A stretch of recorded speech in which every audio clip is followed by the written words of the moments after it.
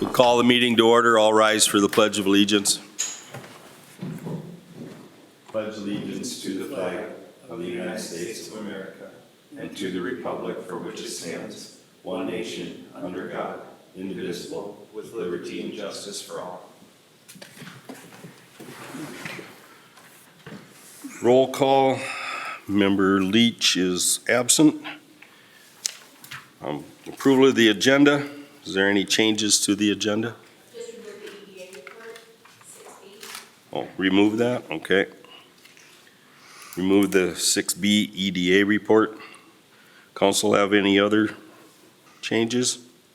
No. Do I have a motion to approve the agenda with that change? So moved. Motion by Joe. Do I have a second? I'll second. Second by Shellen.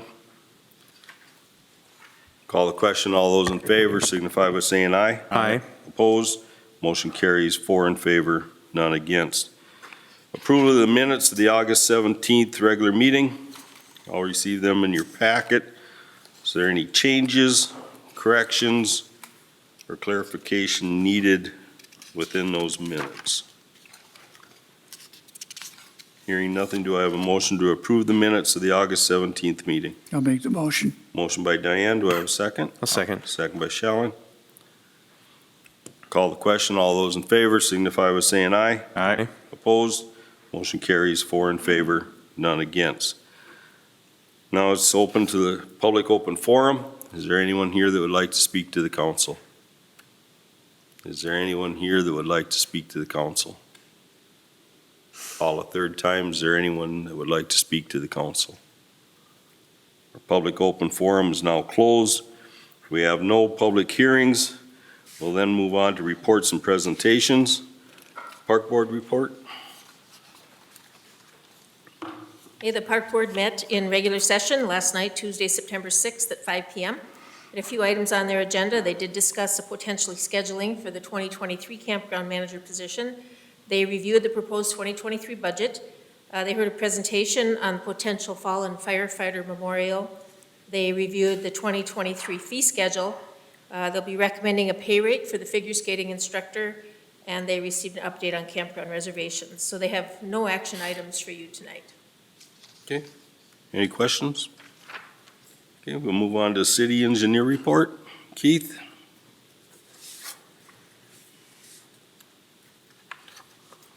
All right, good evening, Mayor and Council.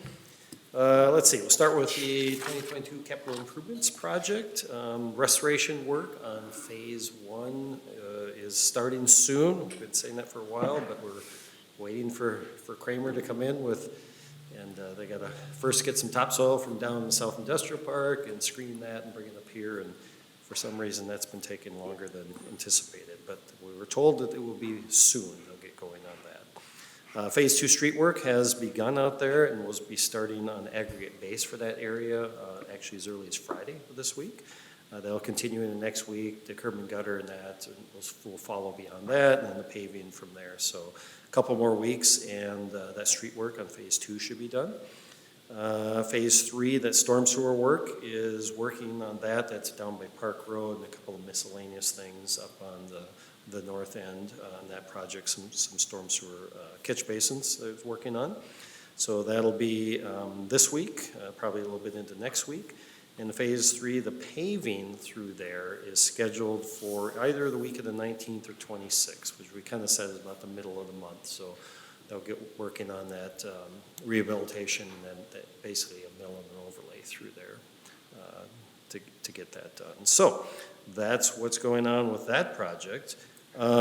City Hall front steps, we are working on a concept plan for that. We'll have that to you soon to start reviewing it, staff level and council level, as to how you want to kind of move forward with something that's a little bit different than what's out there now. So we are working on that. In the South Industrial Park, the big outlet control structure is being worked on this week. They have the walls actually should have been poured this afternoon. So that's getting close on that. That's kind of one of the last big utility things, that, and then there's some work to be done on the lift station. That's not operational yet, but so they're working on those. Those are 2 things left over. Aggregate base out there is finally going to start on Friday of this week, so that'll take into next week. Then curb and gutter will probably follow the week after next, and then paving after that. So that's kind of the schedule for that project. Do you have any questions for me? Questions, comments? Do we have a deadline put for like the Second Street project as far as, We do. I don't remember the exact date, but I believe it's into October, probably the middle of October roughly, I would say. okay, so they're looking at making it Oh, before? yeah, I think they should be able to make it. There shouldn't be any problems unless there's some catastrophic delay that I'm not aware of at this point in time. And both projects actually should be done within their completion. I was a little bit worried on South Industrial Park. There were some contractual issues with a sub-consultant, but that appears to be worked out because they are starting work on Friday. So Okay, hopefully that will continue. okay. Okay. Any other questions? Thanks. Thank you. Action items, Resolution 2022-72, adopting preliminary 2023 budget. So as you know, we had our budget workshop meeting, and at that time, on the general fund, had a variance of about $300,000 of expenses over revenues, which was the gap that we were going to try to meet or to close. Joe then had called me, and he discovered that we had understated a revenue, so that helped on in one of the line items, and then I added the levy that you had proposed. So then we had a new gap of $216,291 that needs to be cut from the general fund expense and able to have a balanced budget based on the levy that you discussed. Tonight, the mayor and I sat down and he gave me some recommendations, and I can certainly go over them with you quickly. And if you have any additional recommendations that we can do to close that gap, I think that we can do that. I did give you an updated budget form, and we can just go down that if you like, because it's not real lengthy. If you just give me a moment here to get to the right page. Yeah, I would do that. That way they can at least write it into the new Okay. sheets that you got, and then everybody can stay on the The same first page page. is like 4 pages back, and it's actually in planning and zoning. If you can get to that page, and it's the expense side.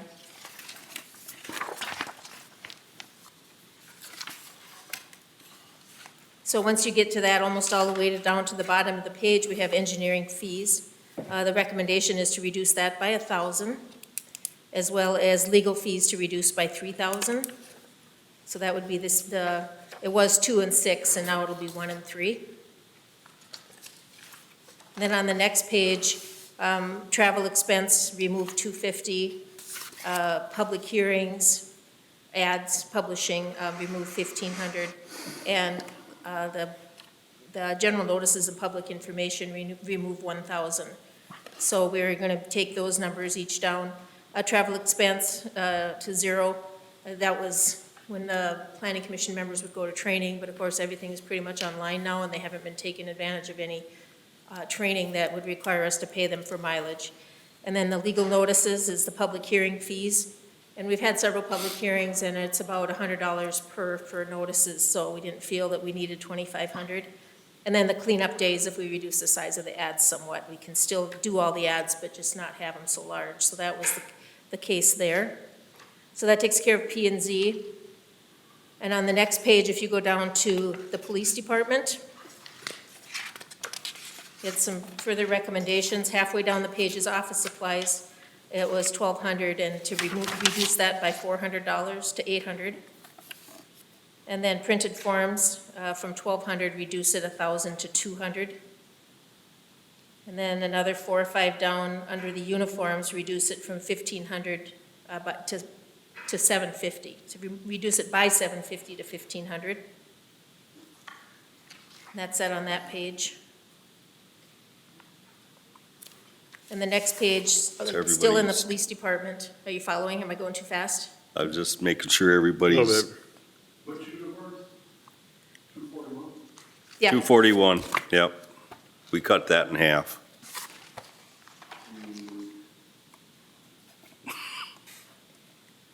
So on the next page on general notices, he had $250 for general notices, but it hasn't been used for a couple of years, so remove that, take the $250 off of there. And then repair and maintenance building, he removed 300 and went back down to 200 from the 500. And that was all the changes there, except we did have a question on buying out the squad and how that would actually work. When we get down to police patrol, because there's a full-time officer included in this budget, we removed the part-time officer from 8,000 to 2,000 by taking 6,000 out.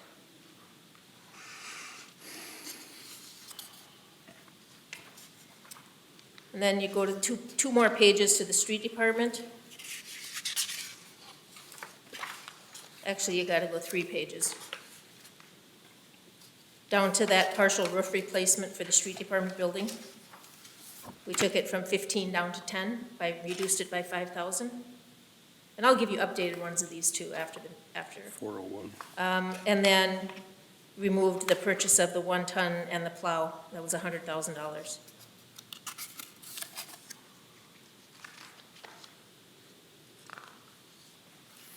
And then 3 more pages to the campground.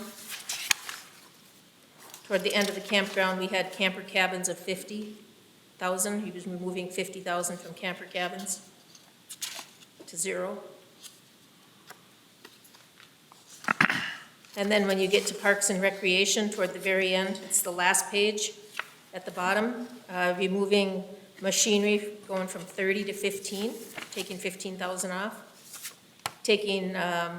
Removing purchasing of the Ford, replacing the Ford F-250. So that's a negative 30,000. And then the final one was minus 2,200 in the shade tree under the chainsaw. So quick math, $217,650.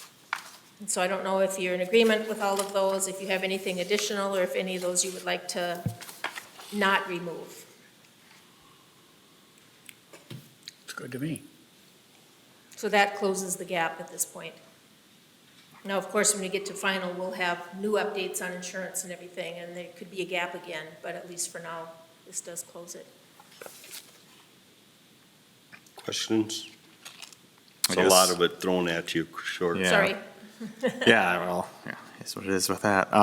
So obviously, we're making some adjustments on some of these equipment purchases, not buying or replacing the Ford.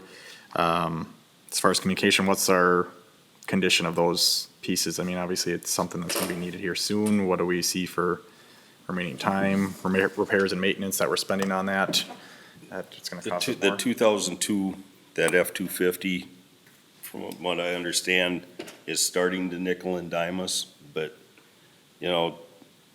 I stand by the fact that, every department head sat in front of us, and if something's nickel and diming us, and we definitely have to get rid of it, it should be brought up then, rather than us have to guess and wonder what the condition is. Nothing against any of the department heads, but that's their time to do their sales pitch to Right. convince us.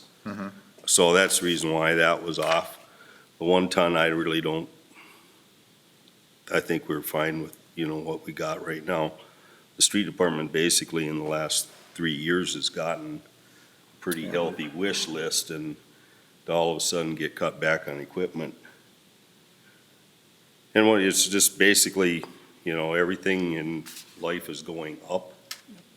And I think as a city council, we should show the citizens that we're fiscally responsible and trying to help out on their end by not just throwing caution to the wind and jacking the levy way up more than what it needs to be. Yeah, I agree. I don't think So- we should just spend money just because we can Right. levy it on somebody else. Yeah. I mean, I'm Right. not making that argument. I'm just asking where we're at on those pieces like the cabin. I don't see any issue cutting that 50,000. I guess, the only other one I really was asking, I know we cut 15 to 10 on that roof repair. I know Ben had commented that is leaking, causing some issues there. And that's one of those, Feel comfortable? I mean, we haven't had a We just gotta chance do to it really right. talk to him about that, but it's like, okay, it's leaking. Or is that budget replacing that whole section of what it is, or is it only 2 or 3 pieces of steel will get it taken care of and the leak gone away? We don't know that, but for right now, that's the reason why we made that cut. And if we need to, we can adjust numbers before we get to December when we make it final. You know, if it's only gonna take 2-3 sheets of steel to throw it in, $5,000 will probably cover it. Yeah, so I mean, we could come in under budget there, just making sure we're not Right. shorting anything, or we're not gonna do it, And one of the not gonna do it items- right if we're gonna do it. Yeah, and then one of the items, it was the land pride and the, For Rick. Rake. sweeper rake. So it's like, the rake is pretty well shot. And the only reason why the land pride was thrown in there was because of, they figured it'd be a better value if we traded it in and did it now, but that's not a guarantee that we're gonna get more money off of it. So if the land pride can get us through another year, we'll take that chance, but we left money in there to at least get the rake replaced if we need it.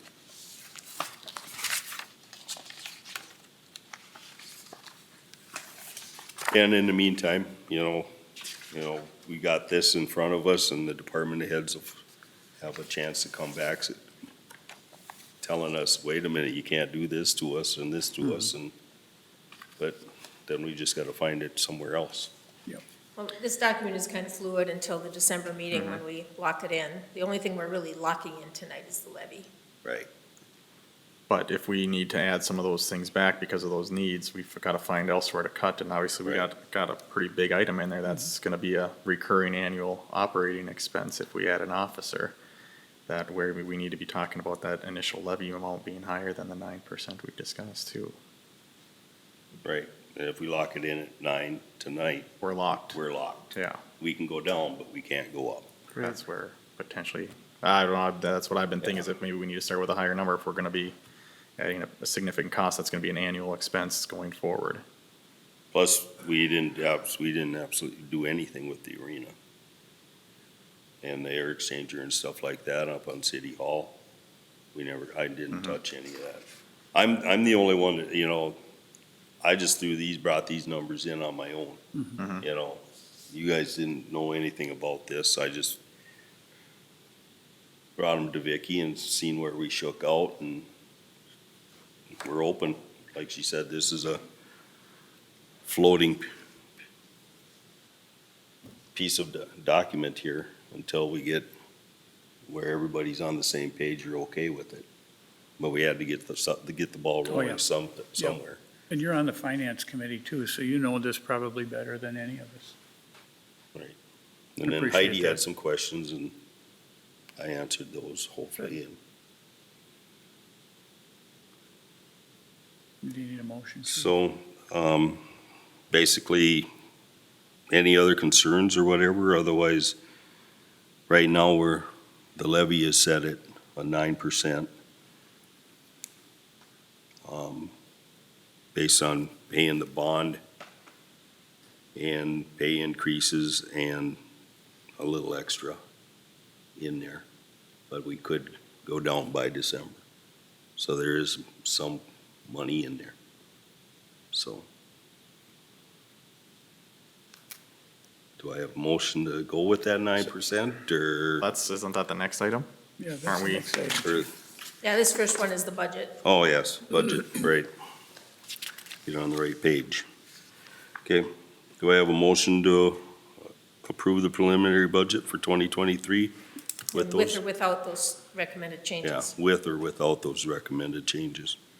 With the changes, I'll make the motion. Okay, we have a motion by Diane to approve the budget with those changes. Do I have a second? I'll second. Second by Joel. Any other concerns? Call the question. All those in favor signify by saying aye. Aye. Opposed? Motion carries 4 in favor, none against. 7B, Resolution 2022-73, adopting the preliminary 2023 levy. So this levy that's presented is a levy proposed at the budget workshop meeting, but the final levy will be considered on December 7th at 6:30 PM. So like as Warren said, it can go down at that time, it cannot go up. What'll happen after this meeting, when we adopt the levy, it'll be sent down to the county, and then they will do a calculation on what that does to our tax rate, and of course, everybody gets the letter in the mail that says what it is, and when you can come to the meeting, and they have changed the documentation that you'll get mailed So it's gonna look a lot different this year. It's gonna be broke down by public safety and public works, where before it was just a lump sum. So that's gonna look a little bit different. The levy that I have here, broke out by the general fund, the special revenue funds, and the debt service funds, is a total of $2,280,571. And that's a component of 6% increase of the levy to pay the bond payment for the 2022 A bond. The balance of that 3% is into the general fund. So that's what you have in front of you. And then this is the levy that was put into that budget we discussed tonight. Questions? Concerns? I'm still wondering if we shouldn't go more. Now's the time. Yeah, and I mean, we can come back, we've got it to zero based on what we have, but if there's any items that, after we meet again, that need to be fluid, I mean, I know there's other areas to cut with, but. So I did speak with a couple other cities today, Albany, I think Warren talked to Painesville, talked to Avon, Perham. And I know that Albany and Avon are both looking at 15, Perham has 30, and would you say? Painesville was 14. Painesville was 14. And so at this point, I don't know what the other cities are, and we'll have that information by the time we have our final. They're basing that on just increased expenses. Well, and that's, yeah, kind of the other thought is, I mean, everything else is up as far as cost. I mean, we've seen it in our, like, fuel budgets and things like that. Yes, prices, you know, are coming down from the highs of 2022, but we know those costs are up next year. Inflation's pushing everything that, you know, us taking 3% when we know 6 is just for the bond, our operating costs, I mean, it should be expected that we're up maybe more than 3 there too, that we need to be cognizant of. I mean, again, I don't think we should just buy equipment to buy equipment and do those things, but we can always go back to the 9% we target, but we're locking ourselves in here if we know there's needs that these people, where we've cut, that they say, well, no, this absolutely needs to be done, we're gonna be able to lock. And one of the things that, you know, and not to speak for Heidi, but when her and I had discussed this finance, we kind of said over the last 3 years, we really, anybody that's ever walked in here as a department asked for anything, we really have never said no. Yeah. And that's kind of eating our general fund up a little bit along with that. So that's kind of the reason why I'm saying, let's go with the 9 and show that we do have the attitude that you're not gonna get everything just because you walk in and say you need it, unless it's an emergency, and then we'll just find it somewhere else. But guess- if our general fund is having issues there too, and, you know, if we have a surplus and don't spend that yet, Right. and we replenish that general fund, so we're prepared for those needs. 'Cause again, it's gonna cost us more, you know, a big levy all at one time if we're gonna have all these needs, and then we need to pass it all on at once versus increasing that too. Right. Well taken. I have no problem going like with 9.5. Well, and We to could Joe's always- point, go ahead. We could always come back down, but Did you have a number in mind, Joe, that you were thinking, or? I guess I didn't have a specific number. Again, I knew we had big numbers, a big gap to close there. And I knew one was a big, you know, recurring operating expense that, based on 1%, is about $21,000 if I did my math right here. Yeah? I mean, 2021. and so 4% of that is for this new recurring expense that we would be proposing to take under with that, so. I mean, if we wanna, I mean, not that I say we're gonna spend all these monies, but, you know, another % or 2 I don't think is out of line. And again, we can come back down, Right. you know, but we can't go up if we see those needs. Comments? Concerns? I guess I understand Joe's point, but setting money aside too, I don't know.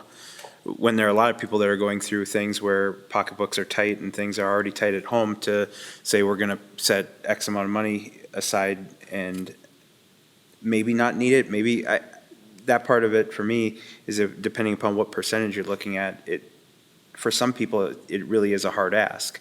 So to set it aside and not need it, now, maybe it's something that gets years upon years, then it could be addressed potentially. But finding a fine line between what you're saying and being coming all the way back. I don't know. Go ahead. I just assume, you know, if I make a motion, go with 9.5%, we can always come back down. But I'm kind of reluctant, like you said, to raise it up. The one thing is, you know, you go 9.5, you're only talking to $10,000 difference. Yeah. You know, if Yep. you're gonna make any amount of money at all on this, you're gonna have to go a lot more. Okay. Even if you went 12, you're looking at 60,000, which isn't even Yeah. half of a truck Well, or anything. So, you know, that's where I look at it. And no, I just think we need to, if we set it at 9, Yep. and we know that if something else comes up, we gotta stay within what our own Yeah. guidelines are. So I understand where Joe's coming from too on this, but I'll make a motion if you want, that we go with well, 9. it's to your council member, you can make any motion you want. I'll make a motion that we do the levy at 9%. Okay, we have a motion by Diane. Do we have a second? I'll second it, just for a matter of discussion. Is there more discussion?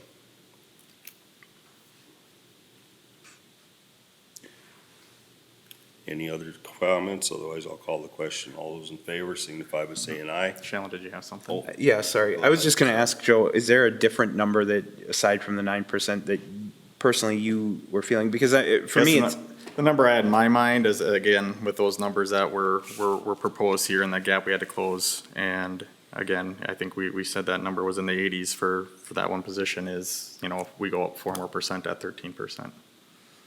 And again, we can come down.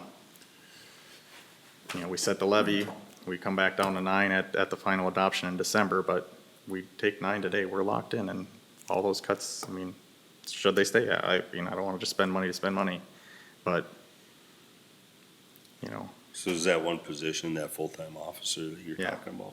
That's left in the budget. I know it is. Yeah. But we've kept that in there, it's gonna be annually recurring, and we left these other things out, you know, knowing that they could be a need. And one of the things is, you know, they're talking, the property values have gone up a lot, and that's what I think a lot of these cities are hiding their levy increases behind, saying that the property values is where everybody's gonna see that. But we've already seen some of the property values starting to slide backwards again. Well, then, now, you're not offsetting anymore. The property values come back down, that levy's still up there. You know, that isn't going away. So now their house isn't worth near as much, but they're paying more taxes for it. So that's another side of the coin you have to look at. So it's always interesting around budget time, Yeah. which way you think about it.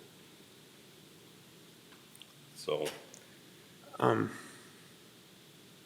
trying to phrase this question correctly, but I don't know exactly even what I'm thinking in my own head. So with that concern about the officer, I mean, it being in the budget this year, next year, it'll be the same thing. So, I mean, there would be more discussion about where to come up with those funds next year, not necessarily what's happening this year, right? right. I mean, am I misunderstanding? No, I mean, yeah, we can certainly take it all next year too, but I don't know. Or at least spreading it out over time. And one of the things is, in the budget, even with those cuts, we didn't take any money away from any of the sinking funds. Yeah, that's the other thing we could You know, cut from that. they're still going in, we're still putting money into the sinking funds, so we're still saving money for what may come up in the future. So, you know, we're really not just hacking it off, nope, now you're gonna have to come up with the total amount. We're still putting like 25,000 in this fund and 35,000 in this fund, and we left the, you know, the squad car lease buyout in there.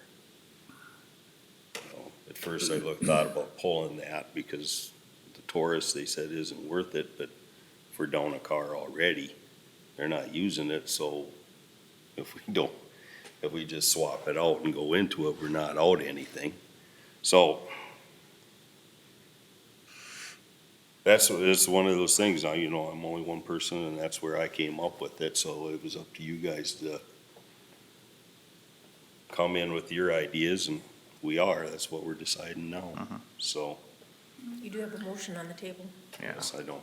Yeah, I mean, again, I don't know, yeah, certainly, I know we'll cut those numbers, bring it to zero for what we gotta make up, which is great, for it, so at 9%, I mean, I'm comfortable with that number, I just know we're locking ourselves in, certainly there's other things we can do with cutting the transfers and some of those things, as well, I mean, it's just, yeah, we got a lot, we've been kinda tight on them every year there with, deficiencies as we went into the season, and we've made the adjustments during the year, but it's just, finding that right balance and Yeah. knowing that costs are up on everything else, and I know it's difficult to ask that for household budgets. Right. With that, I see that with everything, because they're getting hit from the government side with our tax levy, and they're getting hit on the grocery stores, the fuel pumps, everything, so it's tough to ask all those things, and we wanna be responsible for them, but And one of the make sure we're things covering too, our things here too. and one of the things too is we gotta look at our auditors, we're right on that bubble as far as where they want us to have enough reserves to be able to run the city if the tax money doesn't come in. We're right on that bubble where they're really gonna start slapping our hands, say, wait a minute. You guys gotta start thinking more on that money side of it and get that general fund back up. And we're right on that bubble where, Well, that's where if we're sitting at 9, we're right at 0, we're not building that either. I mean, well, there's like Unless we the shift to get 100,000 cut for other that truck, expenses. that comes out of the sinking fund for that Let's keep truck, that up. but we can roll that into our general fund. So basically Take then that we got transfer that in there. 100, that transfer doesn't have to Go for come out of, normally if you cut out one side, you gotta take off of both sides. This way we would just take it off of one side and roll it into our general fund. keep so the we can revenue and not the increase. expense. So that's one of our expenses we'd be able to cover. So I've got a motion to adopt the preliminary tax levy collectible in 2023. It's set at 9%. And we have a second. I'll call the question unless someone else has anything. All those in favor signify by saying aye. Aye. Opposed? Abstention? Motion carries 4 in favor, none against.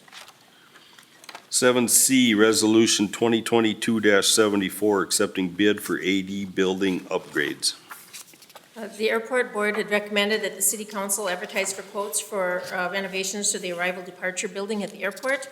The source of revenue for the improvements is $32,000 grant from the ARP funds, with the remaining funds from airport revenues from rental of hangars and fuel sales. We sent the quotes out for bids, we got one back, we sent it out again to a bunch more people, and we got 0 back. So we have one bid from Steve Mort's Construction for $68,450. And so that is the resolution in front of you, accepting the quote for the arrival departure building renovation. Questions, concerns? Do I have a motion to approve Resolution 2022-74? I'll make the motion. Motion by Shelling, I'll second. second by Diane. Any other discussion? Call the question. All those in favor signify by saying aye. Aye. Opposed? Motion carries 4 in favor, none against. 7D, Resolution 2022-75, calling for final assessment hearing, 2022 project. So the 2022 street improvement project, which is the Second Street, Park Street, Hickman Drive, et cetera, nearly complete, as stated by the city engineer. In 2021, a public hearing was held to notify all affected property owners of the project, and a reasonable estimate of the amount of each assessment was provided to owners at that time. After the bids were received, the project was amended by removing certain portions, as well as adjustments in the remaining assessments. Those adjustments, in addition to a few additional affected properties, will cause us to have a new public hearing. The public hearing is recommended to be held on October 5th at 6:30. That is the first council meeting of October. All affected property owners will be notified with the notification to include their final assessment amount. The total amount that's going to propose to be assessed is $1,583,124.32. Following the public hearing and adoption of the assessment, owners can prepay their assessment at City Hall up to November 15th with no interest applied. Otherwise, on November 15th, it gets sent to the county. It starts being collected with property tax over the next 15 years. So what you have in front of you is to approve Resolution 2022-76, calling the public hearing on the final special assessments for the 2022 street project. Questions, comments? Do I have a motion to approve Resolution 2022-76? Motion to approve.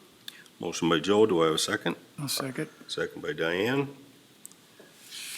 Call the question. All those in favor signify by saying aye. Aye. Opposed? Motion carries 4 in favor, none against. 7E, Resolution 2022-76, calling for public hearing, 2022 unpaid invoices. So each year, as you know, we review outstanding invoices for both utilities and then service payments to the city, and we have the option to certify those unpaid invoices for collection with property taxes. I do have a listing of that I will be providing to you. Prior to the certification of property taxes, the owners of these properties are afforded the option to attend a public hearing on the proposal. So we are proposing to hold that public hearing on October 5th, at which time then you would act on that assessment. So this is Resolution 2022-76, calling the public hearing to consider certification of special assessments. Concerns, comments? Do I have a motion to approve Resolution 2022-76? I'll make the motion to approve. Motion by Shellen, I'll second. second by Joe. Call the question. All those in favor signify by saying aye. Aye. Opposed? Motion carries 4 in favor, none against.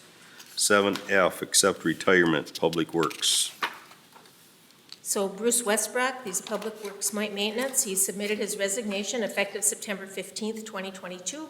He will be retiring from the city on that date. He has worked for the city in this position for 25 years. And so we're looking to accept this resignation effective September 15th, 2022. Comments? So if we don't accept this, he can't retire, is that right? I'll make a motion, we accept We it. have a motion from Diane to accept Bruce's retirement or resignation. I'll second. Second by Joe. Call the question. All those in favor signify by saying aye. Aye. Opposed? Motion carries 4 in favor, none against. 7G, authorized signature community policing agreement. So the Sauk Center Police Department has met with a committee, including members of the Hispanic community, regarding policies and practices of the PD to help both parties gain an understanding of how the department operates. They did propose an agreement, which equates to a policy or a memorandum of understanding that was drafted that includes those policies and practices of the PD, which I did include for you. The PD reviewed the agreement with that committee, who has requested that the city council, by signature of the mayor, acknowledge this agreement. And what it is it's a community policing policy, really is what it is. And it just outlines what are the policies and practices of the city police department so that everybody understands what those policies are. And this will be publicly available for people to see, so they would know that this is our policy on the operations of the department. It includes, a section on fair and partial policing. It talks about, consent search and complaint process and accountability. It talks about all the things that are in our police policy manual. And so what we're looking to here is to authorize execution of the agreement, unless anybody has any changes they want to propose. Questions? It's a policy, really. It restates our Right. policy is what it does. We have any questions, concerns? I've got a couple. First thing, to me, it's basically more paper, unnecessary paper, because everything that's listed in here is what the police department's already doing. The comment, or in that first paragraph, that this whole agreement was inspired by St. Cloud. I'm not inspired by St. Cloud, and I don't want Sauk Center to have to be inspired by St. Cloud. But, for the direction they're headed, I really don't think it helped them much. personal opinion. When you get down to the hiring and recruitment practices, you know, the Sauk Center Police Department taking input from the community organizations. Well, it doesn't state anywhere in here what community organizations. And we do background checks on everybody. And we know the pros and cons of anybody that ever applies, so why do we need to be taking input Exactly. from a community? Yep. It's nice to have community input in certain things, but when it comes to policing, I don't think that's the place. Right. Immigration status. The pure fact is, and if you read that whole thing, in my opinion, it's making our police department look the other direction when it comes to someone that's illegal. You know, to me, they're not doing their job, and if they don't do something about it. Yeah. They're driving without a license and they find out they don't have the proper documentation in the process of doing it, they violated the law. Yeah. So the council can do what you want, but the one thing is that community organizations have signed this agreement. There's no listing of any of the community organizations on here that have signed it. We don't even really know who the person is all about that has met with Brian and Joe. So for the city council to sign off on that, or to have me sign off on it, if the council says I have to, I will, but in my opinion, I don't want to. I agree with you. So Do you have anything to Brian address us with Add? some of the, yeah, if Brian wants to, go ahead. as far as like the whole, how this came about and some of those things? Yeah, there was a discrepancy with some of our traffic stops evidently. And this Patty Mealing, she works with the Hispanic population, representing them to give fair, impartial treatment. And I think everything that's spelled out and everything our department has done is stuff we've already been doing for centuries or for years. I agree with you, Warren. I mean, it's everything that we do. I think what came out with meeting with this back population is our communication needs to get better with them on traffic stops. Try to spell it out and make them understand. I think with a lot of them, traffic stops, with them, they're kind of left in the dust where they're not quite understanding what they were pulled over for and what's happened. So I think just from the meetings, I think it was worked out where the communication part of it was a lot better. They felt more comfortable with coming in and, with the police department. So just by doing the sit downs with them, I think they felt more comfortable. And as far as writing up this agreement, I'm with you. It's like, it's stuff that we've already been doing. Nothing that's spelled out as any different, in that what they have agreed to or the policies that we do. It's all mandated by post and stuff that we've been doing already. So, yeah. And one of the things like Brian mentioned, it came down, probably the meeting with them worked out good because we realized there probably is a weakness on the communication side of it. But that doesn't mean that we need a whole separate document to be thrown in our files to be, when it's all stuff the police department's doing already. I agree. It doesn't say anything about being racist or prejudiced or anything like that. Right. It's just extra paperwork for something we're already doing, we're duplicating. And the one good thing is now we know we need to increase the communication. So Yeah. that I can recognize. But as far as signing another piece of paper, I don't think we need to. And I'm not saying you necessarily have to sign it either, I'm just saying that. Right. Or their committee was saying it'd be nice if the council and the mayor knew about it and signed off on it too. But, yeah, sure. something- And in a roundabout way, you brought it to our attention and we're knowing about it now without having to sign it. So, Exactly. yeah. Yep. So you've done your due cause and we know about Yeah. the situation now and go from there. So, Well, and just even in terms of the communication piece, it sounds like there's things that are maybe potentially being addressed or corrected for a future. You know, after sitting down with the committee and we, we had a meeting with our department and say, hey, yeah, we do need to step it up. We can't leave people, you gotta be polite and tell people why you're being pulled over and explain it, make them understand it. And I think that's what wasn't happening with them. And I agree with them. I think after having the meeting with our officers now, I think they're on the same page that, yeah, we gotta take more time and spell it out and try to, make sure everyone's meeting will stop and feeling comfortable. And I think also with, just the complaint process too, if there is a complaint where they're not afraid to come in and speak to me and to be able to come in and be open and say what's going on, I think that communication got better from having the meetings too. So I think they feel more comfortable, and I said, even if going to community organizations that you guys have, they have, that we can, give some training and about certain topics too. just Right. like we do everywhere else, so. I think all that has kind of a benefit from it. So the document that's here is essentially what policy already is that? Correct. Okay, Yeah, there's nothing that's, and I told them, I said, we're not changing what we do with making traffic stops. We're a proactive community, our police department, and we're gonna continue to be proactive, and we're gonna make the same traffic stops. So we're not changing our ways, because of community policing. Yeah, we'll change our ways in how we try to do it and make it better for everyone. But we're not gonna change what we do. We're out there to protect our community and make these traffic stops and be proactive. So. okay.